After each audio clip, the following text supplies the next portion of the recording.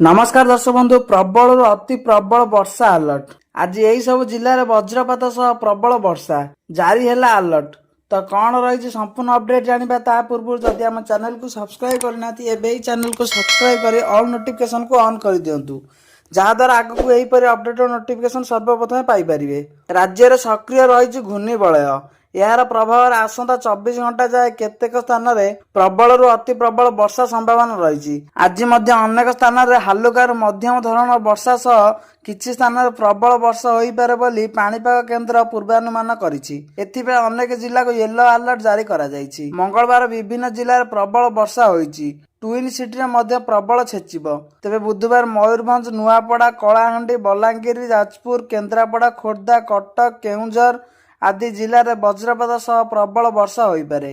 सेहीपरि बालेश्वर भद्रक जगतसिंहपुर पुरी खोर्धा नयागड़ा गंजाम गजपति सुंदरगढ़ झारसुगुड़ा बरगढ़ संबलपुर देवगढ़ अनुगोल ढेंकानाल सुवर्णपुर बौद्ध कंधमाल नवरंगपुर रायगड़ा कोरापुट और मालकानगिरी आदि जिला को वज्रपात भय रही। गुरुवार पर्यंत यही सब जिला को येलो वार्निंग जारी करा जायछि।